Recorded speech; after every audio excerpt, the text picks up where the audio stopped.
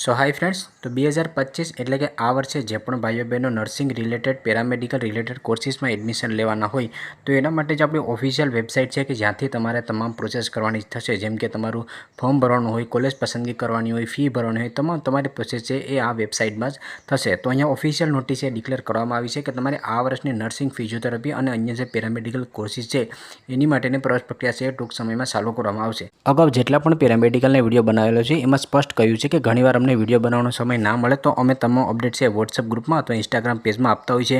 તો બંને જગ્યાએ તમે ફોલો કરી લેજો જેથી કરીને કોઈ પણ અપડેટ છે એ મિસ ના થાય. તો આજની જે અપડેટ છે એ મેડિકલ એડમિશન ગુજરાતની ઓફિશિયલ વેબસાઇટમાં તમે આવી અને પેરામેડિકલ માટેના પેજમાં આવશો તો અહીંયા તમને એ જોવા મળશે કે આ વર્ષની તમારી પ્રવેશ પ્રક્રિયા છે ટૂંક સમયમાં ચાલુ કરવામાં આવશે. અને ખાસ કરીને ઘણા બધી વિદ્યાર્થીઓના પ્રશ્નો આવી રહ્યો છે કે સર આ વર્ષથી બીપીટી માટે નીટ ફરજિયાત થશે કે નહીં, કારણ કે ઘણા બધા ન્યૂઝ એવા આવી રહ્યા છે. તો હાલ અત્યારે કોઈ એવા ન્યૂઝ નથી કે બીએસસી નર્સિંગ માટે કે બીપીટી માટે નીટ ફરજિયાત રહેશે.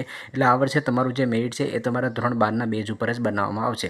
હવે જે પણ વિદ્યાર્થીઓ વિજ્ઞાન પ્રવાહમાં હોય તો એનું જે ધોરણ 12નું એના તમારા જે પણ થિયરીના માર્ક હોય, પીસીબી ફિઝિક્સ, કેમિસ્ટ્રી, બાયોલોજી અથવા તો મેથેમેટિક્સ, એના થિયરીના આધારે તમારું મેરિટ બનાવવામાં આવશે. અને જે વિદ્યાર્થીઓ સાયન્સ પ્રવાહમાં, કોમર્સ પ્રવાહમાં હોય એ વિદ્યાર્થીઓનું મેરિટ છે એ ટોટલ માર્કના આધારે બનાવવામાં આવશે.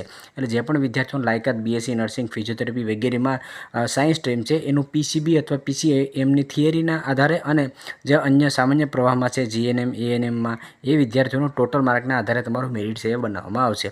આ વર્ષે કેટલું મેરિટ અટકશે અથવા તો તમને કઈ કોલેજમાં મળવાપાત્ર છે કે નહીં એના પર પણ હું એક સ્પેશિયલ વિડીયો છે બનાવી દઈશ. આ વર્ષથી બીપીટી માટે નીટ ફરજિયાત થઈ શકે છે, પરંતુ આ વર્ષથી કોઈ પણ એવા ન્યૂઝ નથી કે તમારે નીટ ફરજિયાત થાય એટલે તમારા ધોરણ 12 ઉપરથી જ તમને આ વર્ષે પણ એડમિશન મળશે. આ ઉપરાંત પણ કોઈ અપડેટ આવશે તો 100% હું તમને લોકોને અપડેટ છે કરી દઈશ.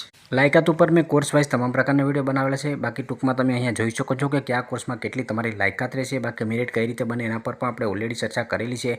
હવે ગયા વર્ષની તમને નોટિફિકેશન બતાવી દઉં તો આ ગયા વર્ષની છે કે ગયા વર્ષે તમારું જે ફોર્મ ભરવાની પ્રોસેસ છે એ જુલાઈ મહિનામાં ચાલુ થઈ હતી. અત્યારે મે મહિનો ચાલે છે. અત્યારે ઓફિશિયલ વેબસાઇટમાં તો આવી ગયું છે, પરંતુ તમારું કદાચ મેડિકલની સાથે જો પ્રવેશ પ્રક્રિયા ચાલુ થાય તો તમારું લેટ પણ થઈ શકે. જ્યારે કોઈ પણ અપડેટ આવશે તો 100% હું તમને વોટ્સઅપમાં અને ઇન્સ્ટાગ્રામ પેજમાં આપી દઈશ. તો હાલ તમારે અત્યારે કોઈ પણ ફોર્મ ભરવાનું નથી અને ખાસ કરીને જીકાસ છે એમાં પણ તમારે ફોર્મ ભરવાનું નથી. તમારે મેડિકલ એડમિશન ગુજરાતની ઓફિશિયલ વેબસાઇટ જ ઉપર ભરવાનું થશે.